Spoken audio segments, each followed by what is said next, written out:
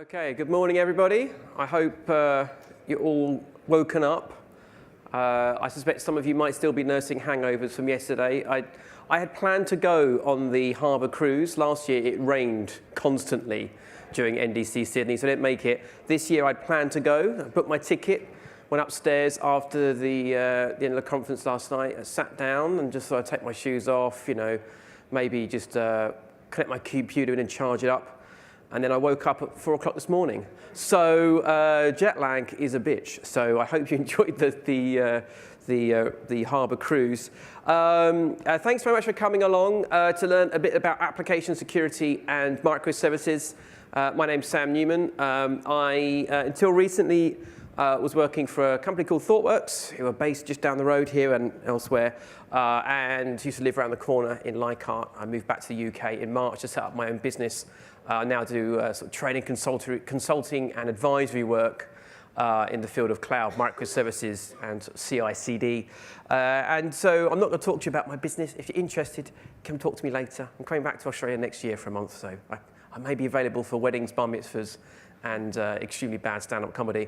But I'm actually here to talk to you about security in the context of microservices. But I always like to gauge the room a little bit, understand who it is I'm talking to, get a sense of what you might know. So I've got a very simple question for you. Who here is a doctor, like a medical doctor, not one of those silly physicists and or something like that, or mathematicians? Who here is a medical doctor? Anyone? Anyone study epidemiology? Clearly at the wrong conference for this. Okay, anyone that's like a nurse or anyone like that? Yeah, there's got one nurse in the room. Excellent, that's great, fantastic. There's a grown-up in the room.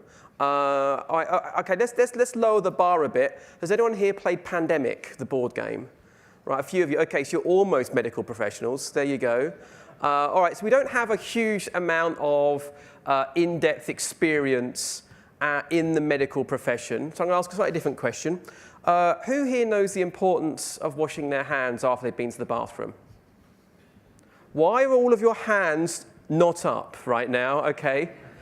You know, the question I ask is, who here knows the importance of washing their hands after going to the bathroom? Not who here actually washes their hands after going to the bathroom, because I figured that could be an even more embarrassing answer. So here's the thing, right? You're not all experienced medical professionals, some of you may be, but you all know the importance of washing your hands after you've been to the bathroom, right? This is sort of, the reason why I raise this question is that when it comes to security, I think developers like, you know, people like me, like myself, in the past, what we would do is, when it came to things like security, we would abdicate responsibility, wouldn't we? We'd say, oh, security, yeah. That's really tough, that is, isn't it? It's a very hard subject. You've got to have a lot of experience and be a dedicated security professional. So what we'll do is we'll ignore it all because we couldn't possibly know anything about security, and we'll get someone to come in later for us and sprinkle in the security for us after the fact. Just like we used to do the same with usability design. Yeah, we'll get some people that know usability and interaction design, and they can sprinkle in the usability. And while they're at it, we'll get some testers in to just, you know, make sure our code works. But we're developers, and we've got more important things to deal with right now. And of course, we've changed our stance towards usability. We now think much more about user-centered design as part of our development processes. And we do the same things around sort of our testing as well. We know the importance of testing our applications inline. But when it comes to security, we still sort of this mindset that, no, we've got to abdicate responsibility for security. It's still the role of the security professional. Now, I still think there are spaces for specialists, absolutely. In the same way that there are roles for specialist architects and operations people and usability engineers. But there is a base level of knowledge and awareness that I think you need as a developer around security. And you're going to get that today. Just at least a little bit of information, hopefully at the level of, isn't it a good idea if you wash your hands after you've been to the toilet, without actually having to know about how diseases are spread? At least know the importance of washing your hands. So that's me G'ing you up, talking about how positive this all stuff can be and how you're going to come out of here empowered. This is also a talk about security, so I have to scare you a bit as well, because that's how it works. We need to act in a slightly paranoid fashion around security after all. How many of you here have seen this before, the Norse attack map? There's a few of you. Okay, about a third of you. That's pretty good. This is actually a great resource. a lot of you will need to justify why you come to conferences, right? So when you go back to your workplaces, your bosses are going to say, so what did you learn? They want to justify the time you took away. And it's not enough that you feel good. They want to see output of what you've done. The Norse attack map is excellent because you can launch this on a screen next to you, and they can see it, and they can go, so what are you doing? And you can say, I'm doing security. I'm looking at all the attacks that are happening in the world right now and making sure that we're protected. It looks great, right? This is actually a company called Norse who do security, actually have products in this space. And what they're doing is here, they're looking at some of the background noise of the internet, various different attacks that are ongoing here. And you see when I was screen capping this, oh dear, somebody in the Middle East is really getting it really bad. Somebody in South America is very annoyed at somebody in the Middle East right now. It's sort of interesting when you watch this, all the attacks are on sort of fairly old protocols. There's actually an awful lot of attacks happening on Telnet in this particular time. You can notice that nobody was attacking us here in Australia. I think that's partly because when I capped this, it was when it was at night in Australia. I think it's also partly the network, right? I mean, if you tried doing one of these attacks, you'd probably just sever the link. Anyway, moving on. So this is always fun, but this gives you an idea of the background noise of the internet. If you put out a service that is publicly available on the internet, it's available over the public internet, what you are going to be doing is exposing it to stuff like this. Some of these attacks are targeted, and some of these attacks are not. There is just things that happen. There are little bots out there that are looking for vulnerabilities in systems that are just opportunistically trying to find holes in things. The question is not when will somebody or something try and hack your publicly exposed service. The question is when and what's going to happen when they do. Now, spinning beach ball. So before we go any further talking about application security, I'd like to talk about just to give you, a brief discussion of what microservices are, just so we're on the same page. Now my computer is running really there we go. Let's try that. Right, let's hope it's going to behave. So I want to talk about very briefly about what microservices are. We're going to be talking in this for the rest of the time about how application security applies in the context of microservices. And microservices give us some interesting challenges and opportunities regarding security. I always draw them as hexagons. They're a nice shape.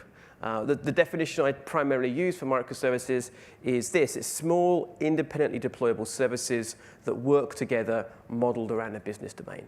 So the most important characteristic, I think, of microservices really is this idea of them being independently deployable. That's something I think we need to optimize for. That's what gives us the other benefits we look for. Teams being more autonomous, being able to release independently from each other. It's also what gives us some interesting characteristics around security as well. Because there is this thing with microservices that we have effectively decomposed what may previously have been more monolithically deployed solutions. Now we have separate processes with logic, with behavior, operating on data, which itself is also now being separated from the whole. With a more monolithically deployed software, we sort of have a situation where all of our stuff is in one place. All of our processing is in one place. If you compromise that single process, you potentially compromised all the operations. You get into one database, you've got access to all of the data that sits in that database. So in some ways, you sort of you're just maybe more vulnerable. Put another way, it's like, quite literally all of your eggs are in one basket when it comes to more monolithically deployed software. The idea with a microservice architecture is that by breaking these things apart, we effectively limit the scope of any one piece of exploit. It's only going to crack one service. You're only going to get access to one set of data. This is sort of, on the face of it then, is microservices should offer us more the ability to create more secure software. We have, after all, the ability to create multiple perimeters. We don't have a single perimeter around our system. We can now apply multiple perimeters. If you work on platforms that provide software-defined networking layers, for example, so Amazon, you can create different VPCs, put your services into different network subnets. Those things can be isolated from each other. That gives you multiple points at which you can protect your applications. Firewalling not just at the level of the process, but actually firewalling at the level of the network as well. The flip side to all of that is that we've actually drastically increased the surface area of attack when it comes to our microservice architectures. Information that used to flow within a process now is flowing over networks. These are opportunities for people to read this, sniff the traffic, manipulate that. There's also more machines that we've got to make sure are looked after, are patched, are protected. We've potentially increased the amount of places where someone can find a weak link in our chain. And so with microservices, they're not a universal good by any stretch of the imagination. I think when it comes to security, I think out of the box, they are probably going to create more problems for you than not when it comes to security. But I think if you think about security while you're building your service design, while you're building up your microservice architecture, while you're moving from a monolithic system to a microservice architecture, I think you can end up with significantly more secure software. But we can explore that a bit further. I said I'm going to give you a sort of a base level of knowledge, or at least a basic working model that's going to be useful for you as a developer when thinking about application security. It's actually a 4-part model that some colleagues of mine at ThoughtWorks developed many years ago. And they sort of break it up like this. They say, OK, well, firstly, we've got to think about prevention. How do we stop a malicious party from gaining access to our data, gaining access to processes that they shouldn't have access to? All too often when we think about security, this is the start and the end of what we think about. I've just got to stop anything bad happening. But once we've done that, we've actually got to think about, well, what happens if we let something through? How would we know if somebody has gained access to our system? So we also have to consider detection. Once we've detected a malicious attack, once we've detected a breach, we've then got to know how to respond. And all too often, response is done very, very badly. And thankfully, we've got a huge number of examples where people have responded very badly to security breaches. And finally, once we've responded, we've got to know how to recover, how to put our system back up on its feet. So let's start by looking at prevention. And this is problematic from the beginning, partly because we're actually, as human beings, quite bad at assessing risk. So I was working with an organization about 4 or 5 years ago, and this was just as Snowden was bubbling along. And so this organization as a whole had become significantly more concerned about privacy of its data, and specifically privacy of information it holds about customers. And their InfoSec team was going around the world trying to understand what they needed to do to properly protect the information that the organization was handling. One of the things they said was, well, look, we've got a lot of offices, but none of our offices have even basic CCTV on the foyers. So that's a very good, sensible way of deterring people from trying to just walk in through your front door. And it will also be a great way that if something bad does happen, like someone gains access to our physical network, we've got a chance of seeing that person walking in and identifying that individual.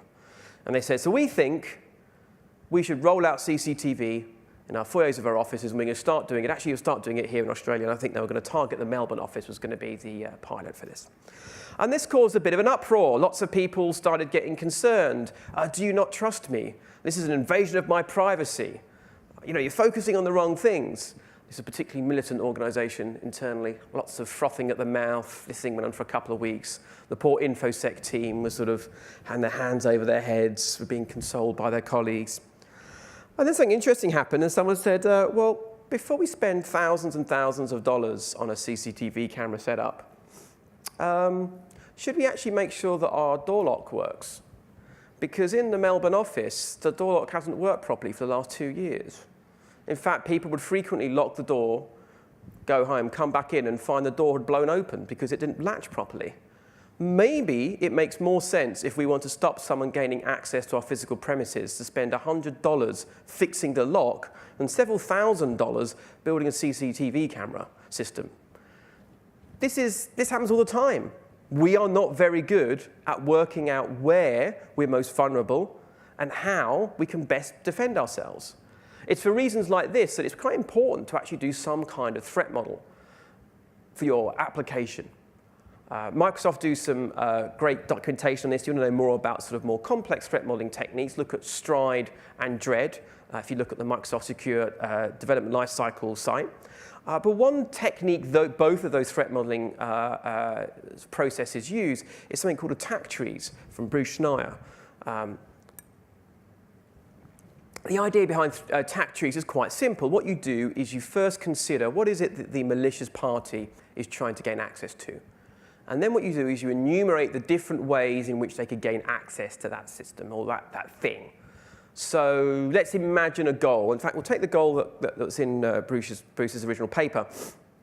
Here the goal is that this malicious party is trying to open the safe. They want to gain access to the safe. Well, let's think about this. How many ways could they access that safe? Well, they could pick the lock, they could learn the combination, or they could cut the safe open. All right, well, let's keep going. How could they learn the combination? Well, they could find it written down, or they could get the combination from the target. It's all very Jason Bourne now, isn't it? It all seems a bit like, oh, this is going to be some Hollywood blockbuster thriller. How could we get the combination from the target? Well, we could blackmail them, we could threaten them, and we could bribe them.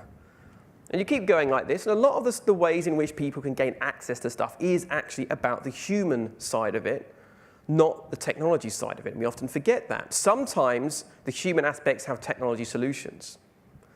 So once you've sort of done this enumeration exercise, what you then start doing is attaching weights to these mechanisms. A lot of what we do in security is not trying to make something impossible. What we're trying to do is increase the cost of a malicious party using some mechanism and make that cost so great that it's no longer financially viable for them to use that mechanism. This is why we use really long keys to encrypt data. Theoretically, yes, an attacker could provision 100,000 giant EC2 instances on Amazon to crack this key, but when they do so, they get access to one password that might net them $30 on the dark web, but they've just spent $40,000 on EC2 instances, right? That's the game we're playing here. And so, in this example, we might overlay the weights, and we realize, well, actually, the easiest thing for them to do is maybe going to find the combination being written down. Okay, great. What can we do to stop people writing down that combination? Actually quite a simple exercise, and yes, absolutely, security professionals can help you do this, but you can also do this yourself. And this is what's going to help you focus your attention on those aspects of your system that most need protection. And by system, I mean the technology and the human aspects of that system. But let's take a look at let's imagine, though, we want to look at some of the more technical factors. Let's take a look at a very simple example of a microservice architecture. So in this black box, we've kind of got the perimeter. We've got a few services that sit inside.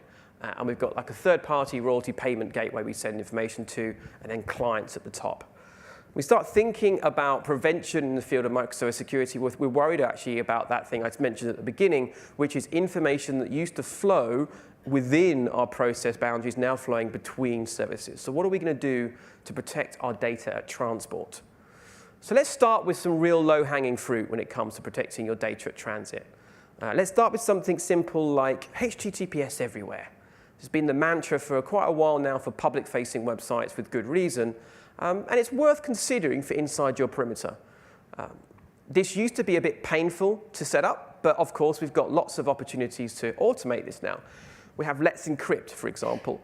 I'm pretty sure, who here has heard of Let's Encrypt? Fantastic, great. So people got very excited when this came out. It was about 3 years ago now, and they said, this is fantastic. And everyone was sort of fixating on the really weird stuff about it, though. It's like, oh, look, it's Let's Encrypt. And look, oh, look, it's free. Ah, it's free. And I'm like, so hang on a minute. The reason you didn't implement HTTPS before was because of the $25 certificate per year. Yeah, that was the reason, right? No, that's not the important stuff at all. It's this, isn't it? It's the fact that it's automated. That's the huge shift here. Especially with a microservice architecture where you've got multiple moving parts, having an automated tool chain to create and issue and install certificates is really important. So Let's Encrypt under the hood uses the Acme protocol, which they help define. So you have like one-line commands to create a brand new certificate, renew that certificate, and install it in even to web services like Nginx and Apache. Because it's automated, it makes it so easy. They actually do things like have very short durations for these certificates as well, which actually helps in case they fall into the wrong hands. So let's imagine that we start saying, OK, great, we're going to use that. And now we're going to use that for all of our services. By default now, any communication over HTTP is actually now going to go over HTTPS. But we have to understand what that gives us. That's very useful on the public internet, right? Where what you want is a guarantee that the server is who the server says they are. And when we want to make sure that the payload isn't being sniffed and isn't being manipulated. That's very useful on the public internet, and it's somewhat useful within our perimeter. It stops a malicious attacker masquerading as a service, which can happen. It's an even more insidious attack where a malicious party on your network launches their own Kubernetes node and adds it to your cluster, and then you start running your services on it. That's really nasty. It doesn't happen as far as I'm aware, but it's a nasty attack to think about. So in this situation now, HTTPS inside our perimeter, we've stopped other things pretending to be our services, and we've stopped the data from going between a client and a server being observed or manipulated. What we haven't done, though, is anything about the clients. If you're running HTTPS on your internal networks like this, and I'm on your network, I can still go and make calls to your services in this world. And unless your service also does some form of client-side verification, I could just go and access all the information I want. I don't need to gain access to your database, do I? If I can just go and use your lovely documented REST API and use curl to extract all the data, and in JSON format, no less, rather than a nasty database dump. Much faster for me. Thank you very much indeed. So you do need some kind of client-side verification. And again, here we're thinking of extending this idea of certificates. You can think of things like client-side certificates. Now, of course, historically, we talk about HTTPS being painful. Client-side certificates are significantly more painful. There are some automated solutions around this now. Some of the service meshes, I think, will start adding support, better support for client-side certificate generation.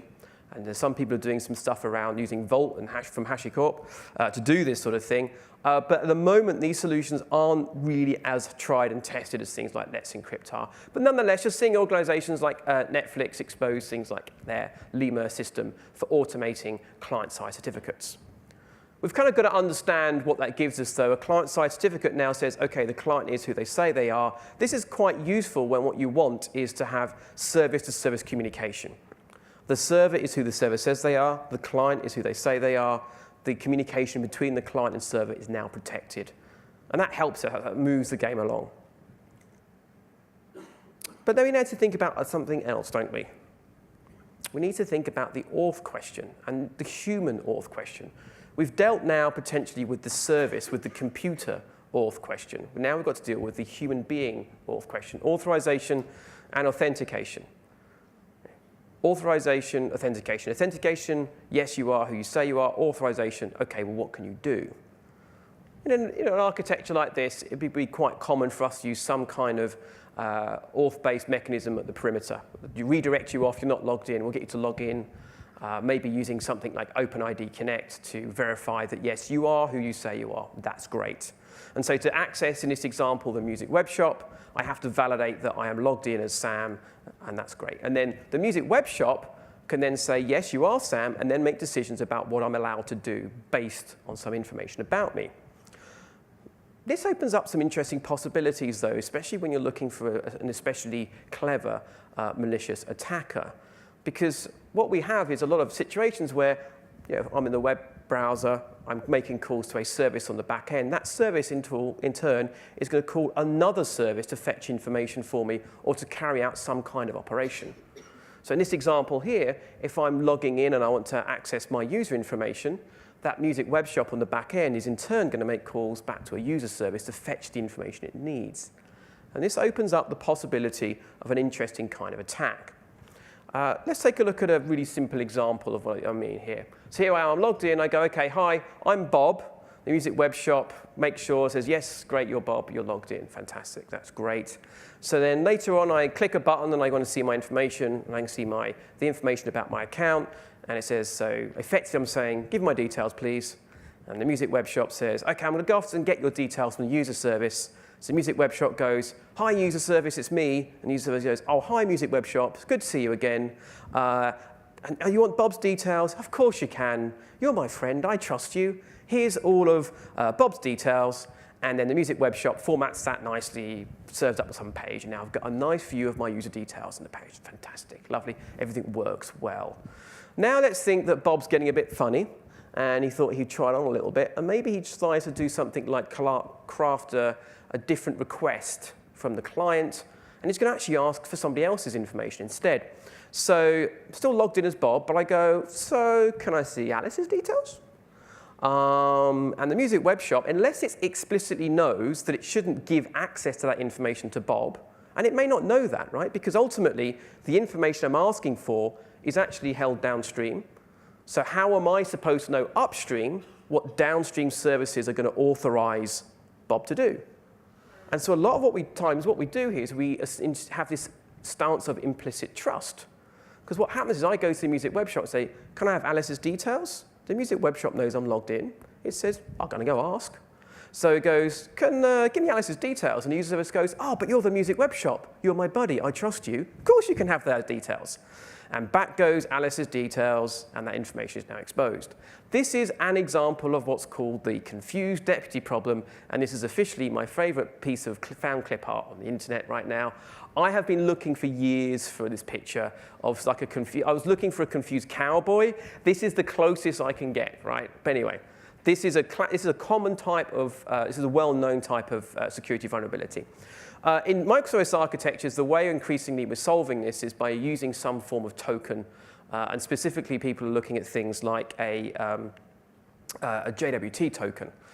And so the way this works in this sort of system is when I log in, what I'm going to get is some token that represents my logged in state. This could be a piece of information that might be stored in a cookie, and then that piece of information can then be used on the server side and passed from service to service. So JWT tokens will let me take, say, a JSON payload like this that could just be one piece of information, maybe my ID or my username, but could equally include information about claims if I wanted to. I could put the groups that Alice is in here, which is information that services downstream could then use to decide what I'm allowed to do. Now it gets encoded like something like this, which could sit in the header. And so when I make a request downstream, I pass that token downstream to the user service. The user service is then able to validate that token without any more round trips and say, yes, this really is a token. Oh, this token is coming from Alice. And then what you're allowing is sort of two levels of verification of trust. The first is, are you really the music web shop making this call? Good, I trust you. Now, should you really be asking on behalf of this person? The music web shop sees, oh, hang on, you've given me a token for Bob, but you're asking for Alice's information. And I know locally that's not something I allow. You're not authorized. And then you can pass that back upstream. So increasingly, I'm seeing the use of JWT tokens for this exact purpose. We also have to think about data at rest. In a way, this gets easier for us because we can now, when we're talking about microservice architectures, we're talking about there being single owners of data by and large. You're worried primarily about where data sits at rest and how data is communicated. Now, here in this information, for example, maybe the only service I've got that stores PII is the user service, and in which case I can just make broad brush decisions like, well, I'm just going to assume that our entire database has got to be encrypted at rest. Whereas I might not want to do that with a more monolithic system when I have a large database that has all of my information in it. Encrypting everything, even when it doesn't need to be encrypted, can actually be a performance burden. Causes us to only selectively encrypt parts of our system that then opens us up to actually leaking information that shouldn't be encrypted that actually isn't, and vice versa. Of course, when it comes to prevention, this stuff actually is all real high-hanging fruit. Even HTTPS is like kind of the second thing you should do on your list, or the third, or maybe further down, because the very, very first thing you should be doing is patching your stuff, like patching all your stuff. So a little poll, how many people here know, and I don't mean think, I mean know, that they are patching all of their servers and their application stacks once a week? 2 people. It's 2 people. How about once a month? Better? Once a year? How many of you don't know? Yeah, OK. That's about a quarter of the room. That's not good, right? So there was a study done in 2016 that found that 44% of all security breaches occur when vulnerabilities and solutions have already been identified. So a large chunk of that 44% are, there is a bug in this operating system. There's a CVE on this application stack. That CVE has been shared. A patch has been made available for that CVE, and you did not install it. So already a large part of the breaches out there are caused by unpatched services. And that is a number of different levels. That's your operating system. Now, if you're running a container, that's the operating system that's running your container technology. Then it's the operating system running inside your container as well. It's also, of course, your application stack. This is where things get interesting in microservice architectures. People are using all these kinds of different programming languages, keeping on track of, well, what needs to be patched. It's not just your runtime, it's also the libraries those runtimes use. Now, this situation is getting a bit better, at least for the application developers. There are tools out there like Snick, which I really like. So what Snick does is it'll look at your GitHub repo. It looks at things like your Maven dependencies files or your gem files and says, well, you depend on these versions. Oh, by the way, I've just spotted a critical vulnerability over here in this version of the library you're using. And it can send you an email saying, I've found a critical vulnerability, you should probably patch that. It can actually even go further. It can now actually send you a GitHub pull request updating your dependency files to pull in the latest versions that have those fixes in it. And this stuff costs you like $20 a month. So there's no real excuse for not using these sorts of things now. So this is something that's going to actively sit there and watch and keep an eye on your application stacks and tell you, OK, you've got to make a change. It's still up to you then to then deploy that change. You can make the change in your GitHub repo. You've got to push that change out. Solutions for doing this stuff actively in live production environments, I'm not seeing them out there. There are tools that will actually look at things like Docker images in production and tell you, if there's any CVEs in images that you've got out there, which is useful, actually. A large amount of the official images on the Docker Hub, for example, have critical vulnerabilities in them. In fact, if you go look at the official Ubuntu images, every single one of the official Ubuntu images on the Docker Hub, when I last looked, had critical vulnerabilities in them. It's not that they were hacked or anything. It's just that when they were uploaded, they were fine. And since then, Ubuntu have issued a load of patches. Docker images are immutable, right? They're there. You have to go and you have to rebuild it if you want to pull those patches in. So be aware of all that stuff as well. So when you're thinking about patching, you've got to think about patching at every level.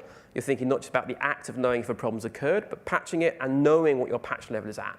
There are also tools out there like Claire for Docker. Those things are getting better in that landscape, and Docker Inspect is part of that. But I think I'm hoping those tool chains will get better. Let's push on now and talk a little bit about detection. Knowing if something's happened. As I mentioned, keeping on track of CVEs that are out there, that have been issued about the technology platforms you're using is a good first step. Actually reading those vulnerabilities as well, because it's also possible that you've been affected by things that happened a while ago. I remember back when we were at ThoughtWorks, I was helping run the internal systems, and I was chatting to our head of security just after Shellshock happened. So if you remember, but Shellshock was basically a really, really nasty exploit that was, or potential exploit that was spotted in the bash terminal, which basically allowed for remote access to machines running a version of bash that had been in the wild for about 2 years. So there's a 2-year window where an extremely common piece of deployed software could have caused people to gain access to your system. Now, the key thing is people spotted the bug. They didn't see the attack. They spotted the bug and then worried, have people been using this? And so we were talking like, well, we've got everything patched now. That was actually a great exercise for us, making sure we could patch everything and we were happy that was being applied. But the question was, has someone actually used this exploit on us? We kind of actually... John Stodge, who was running the team, he said, well, the first thing I would do is start looking at our application logs, looking at the logs from our operating systems. Getting your logs all in one place. Maybe something like the Elk stack or something like Splunk, or just good old-fashioned rsync of your log files or whatever, or rsyslog, putting all your information on your log files in one place can allow you to actually look at what's been happening to your systems over a long period of time. An awful lot of malicious attacks will leave traces in logs. Sometimes the traces they leave in logs is the absence of logs. And that in itself, to somebody to a security professional who's trying to find out what's happened, is useful information. Some of these attacks will wipe logs out. But if you've aggregated them, as in other words, if you've forwarded them off those machines and stored them somewhere centrally, they may not be able to get access to that information. One thing to consider when it comes to stuff like logging is the fact that the retention policies that you might want as a developer or a person working in operations might only be a few weeks. Whereas security, stuff like this, we actually were looking at a 5-year retention policy for our logs to be able to go back quite a long way to see what had been going on. So that's something you want to consider. You've also got things like security appliances that can actually run in your network stack, IP-based security mechanisms that can actually look for malicious attacks, sometimes stop them from happening, but also just flag up things that look a bit dodgy. Mod security is an example of a tool that can do both of those things. And of course, you can then start dropping those things in as sort of security appliances. And having those things in at more than one layer can be useful. We have multiple different potential perimeters here, not just the networks, but also our process boundaries. And you may want to apply different devices at different times. As I mentioned, when it comes to this whole detection piece, a lot of it is just keeping up to date with what the hell's going on. And some people adopt microservice architectures with the explicit aim of having a more polyglot programming environment. I want to use the right tool for the job, and that's a lovely idea. But now I've got a Ruby stack and a Python stack, and I've got a Java stack, and I've got a Clojure stack, and there's only 4 people here, and we've got one programming language each. And keeping on board with, up to speed with all that, it's really difficult. It's like, how are we supposed to know what's going on? Now, I do wonder, as the tools to help automate some of this stuff get better, as we see more tools like Snick, this will become easier to keep up with. But if you're an organization right now, if you're one of the people that didn't know how often your stuff was patched, this is going to be a worry, and I would actually say being polyglot for you is probably going to be more of a potential vulnerability in your strategy than a benefit, because you're not going to be able to keep up to speed with all these things. The flip side is once you get really good at automating this stuff and making sure things are properly patched and knowing that those patches have been rolled out, polyglot could also be a benefit. Now suddenly you've got different technologies in the mix. A vulnerability that affects one kind of technology stack may not be able to affect another. Yeah, sure, they might be able to crack into the catalog service because we're running a slightly older version of Java than we should have, or they found a 0-day. But the other stuff we've got is running in Ruby, so they're going to have to find some other way of gaining access to that. So this polyglot stuff is, again, like microservices in general, a bit of a double-edged sword when it comes to security. Moving on now, should we talk about some of the more human aspects and things that aren't necessarily specific to microservice architectures, but that's how we deal with the response after some sort of disastrous thing has occurred. Now, Target is a company that exists in Australia. The story I'm going to share is not about the Australian Target. It's actually about the US Target, and they're actually quite different companies. So Target in the US, you may be aware, many years ago now, had a rather nasty security breach where basically a large number of credit card information was basically stolen. They reckon something like 40% of all US households were actually impacted by this breach. That's a lot of households. And what actually, the reason this story blew up is because Target found out about this breach but didn't really tell anybody and were eventually forced to reveal what had happened. It actually got a lot worse than that when people started getting the details of what had occurred. At the time, Target was one of the few big box retailers in the US that actually have their own internal security team. A lot of organizations outsourced that, but they had their own dedicated in-house team looking at security. And that team had spotted some rather interesting things happening. They spotted actually malware being installed on the electronic point-of-sale systems. This particular malware was quite clever. This was when the credit card information is breached, typically what we think about is someone gained access to your database and the information was poorly stored or poorly hashed. This was actually malware that was running memory resident on all these electronic point-of-sale systems, and as people's cards were being scanned, this malware was capturing that information. And then it was actually forwarding it. And their internal team spotted this malware being installed, and they went, malware's being installed. Malware? Hello? Hello, malware, no one? Okay. All right, we'll go back then, shall we? And then they spotted the credit cards being shipped, the credit card information being exfiltrated. I like using words like exfiltration, dark web and exfiltration. That's why I talked about security, it's so great. It's just like an episode of CSI Cyber. Can't believe they cancelled CSI Cyber. Anyway, and they spotted it being exfiltrated, and they go, data bye-bye, data go bye-bye, and there was nothing, it was like crickets. It's a great example, right? This is an organization that hadn't actually thought, they said they've gone to the effort of having a security team, but they hadn't properly connected the security team into the organization as a whole. The information was not going where it needed to get to. It wasn't being listened to appropriately.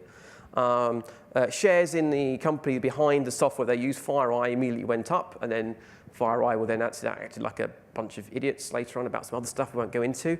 And interestingly, a bit later on, Home Depot got hit with exactly the same attack. The CEO of Target eventually lost their job over this whole thing. It was the fact that they took so long to let people know, and the fact that even then they should have spotted this happening before it happened. Cost them an absolute fortune. A lot of this does, by the way, if you're interested in security in general and stuff that's happening out there, I can thoroughly recommend Brian Krebs' blog. He does some really great journalism looking into this whole space, and he can tell you how much you'd get for a stolen credit card number on the dark web, just in case you're interested. A lot of this stuff does actually just come down to the fuzzy human stuff. It does actually come down, to comms, to communications, to empathy, to emotional intelligence. And actually really thinking a bit more clear-headedly about this stuff. I'm sure some of you are aware of a website called Ashley Madison. It's a rather interesting, salacious story because of the nature of the site, but they were hacked I suppose 2 years ago now. And it was a great example in how not to handle a response around a security breach. Because these sort of hackers came out and said, look, we've got all your information, and unless you shut down the site, we're going to publish this to the world. And Ashley Madison said, you don't have all our data.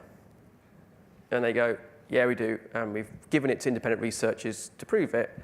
And Ashley Madison said, you don't have all of it, you've got a little bit of it, you're just faking about the rest. And they go, no, we've got all of it. And they go, all right, you might have all the data, but that's all you've got. You've just got all the data. You don't have anything else. All right, you've also got all of our emails as well. OK, you've also got all the emails and all of our data and all of our source code. And it was this drip feed of denial and obfuscation, and it just stretched the story out. I mean, this would have been a hot story anyway because of the nature of the site. And the way they handled the communication around this, just dripping stuff out, being very fuzzy about their communication, not actually thinking about the people that were affected by this. They were thinking about themselves, not their customers, in the way they handled the whole thing. And it was much more damaging as a result. A great contra-example to that would be what happened in the wake of the Tylenol poisonings in the US. So this was a very sad story. It's back, I think it was the late 70s in Chicago. 7 people were killed when Tylenol was poisoned in Chicago. So Tylenol, at the time, was the biggest selling painkiller. I think it still is in the US. And so they never quite found out who did it or how the poison was injected. But these people died in Chicago. There was no evidence that it was anything other than a local issue.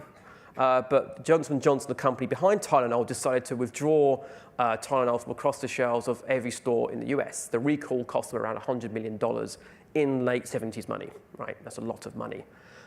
They then immediately they created new technology about having tamper-resistant capsules, redesigned their whole supply chain to make it more secure. And they did it, they did it quickly, and they did it right. When Tylenol went back on the shelves, it went straight back to being the #1 painkiller in America. And Johnson & Johnson got a huge PR boost out of it.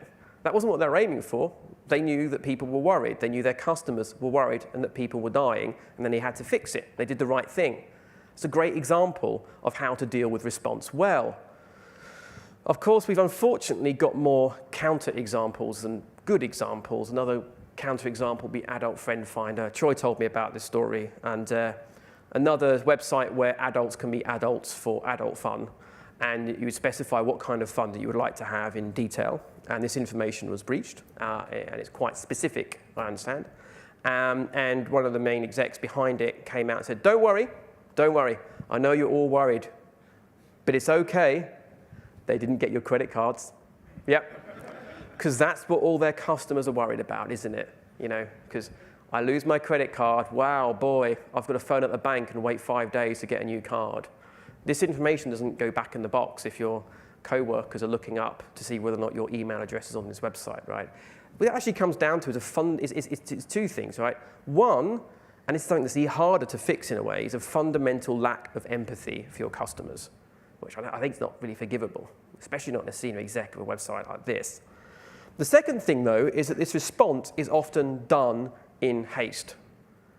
You're doing this when the lights are flashing red, everybody's running around like a headless chicken, you're getting slammed on Twitter, your phone's ringing off the hook, and then somebody decides to say something stupid, and it snowballs. The best time to think about how you're going to respond to a nasty security breach or an attack is when you don't have this attack going on right now. Get together as a team, say, okay, well, let's come up with a couple of scenarios of the worst case things that could happen.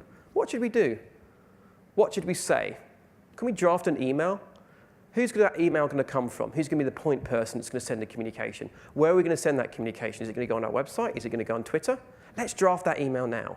Because then hopefully it doesn't happen, but if it does, you can pull out that email, you change a couple of the details, and you send it, and you've thought it through a little bit more. You've got a plan to come back to. You're not running around trying to fix it, work out what's going on, and handle your comms plan all at the same time. Let's now talk a little bit about recovery. And I actually think recovery in the context of microservices can be more difficult. I mean recovery here in terms of, well, you have to get your system back to a stage where it can actually work and run and handle your customer's load again. And the very first thing you've got to think about when you want to think about how I'm going to recover your system is well, you know, the basics. Backups. You've got backups, right? You've got backups. Hands up if you test your backups routinely, where routinely is less than once every 5 years. Right, okay, maybe 20 people in the room. It's pretty good, though. It's sad that 20 people in the room is pretty good, but it is pretty good. You get crypto locked. What do you care? Recover your data. Now, what I would say is, think about where your backups are. Have you heard of a site called Codespaces? Anyone out there? No, you haven't, because it doesn't exist anymore. It's a startup that got completely wiped out when their Amazon credentials were leaked. No one was ever quite sure if all these Amazon resources were shut down by a malicious employee or just someone that got access to their API keys. But their whole production systems were wiped out. And they said, that's OK, we've got backups. Backups are on the same Amazon account. And so was all the source code.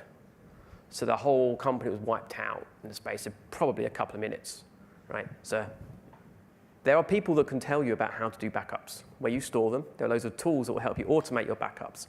Now, if you've got a manual process around this with your existing monolithic system, that's going to be really problematic when you've got 40 services, each with their own databases.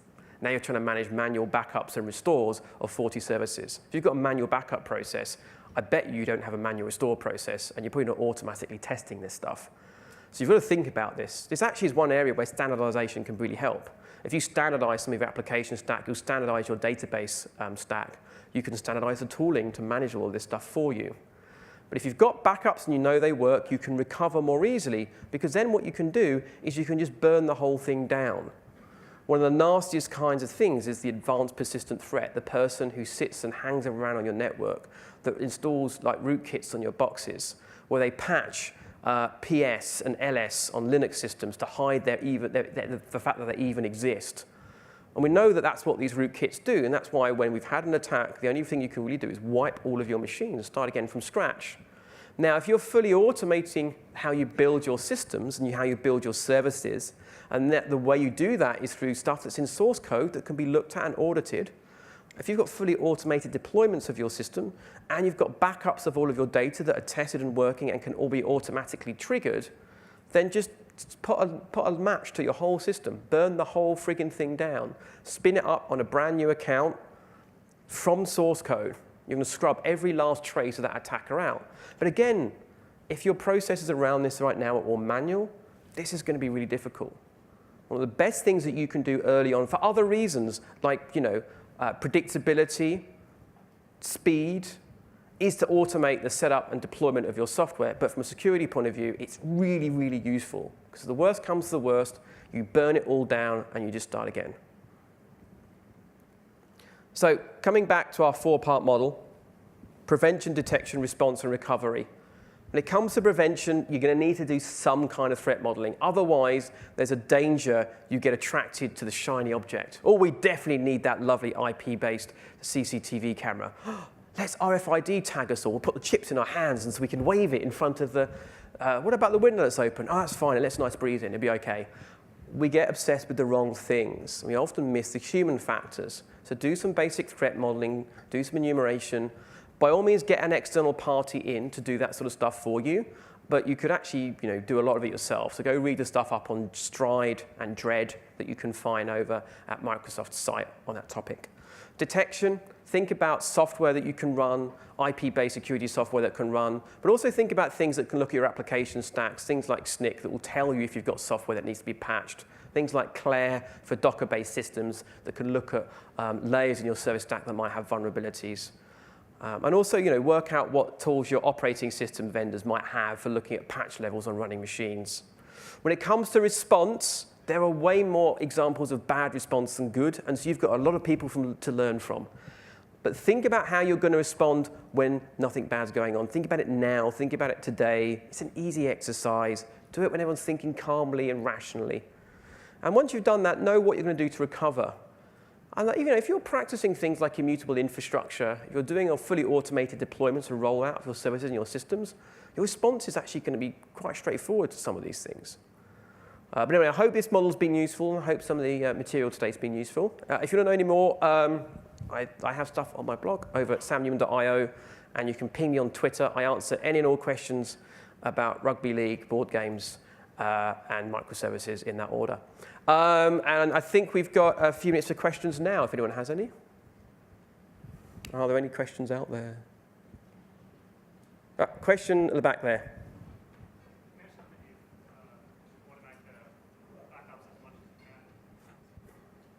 You mentioned that you should automate the process of backing up and restoring and test restore as much as you can.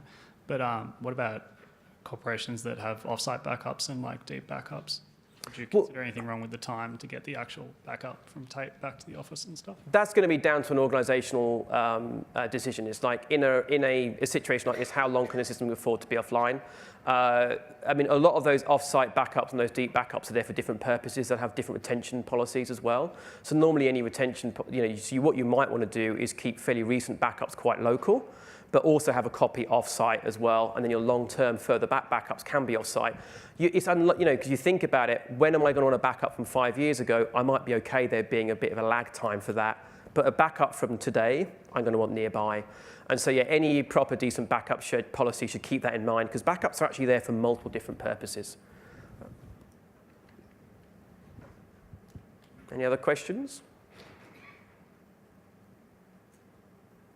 All right, thank you so much for your time. I hope you enjoy the rest of the conference. And if you're interested in consulting or training, I'm back in the middle of March next year. But thanks for your time.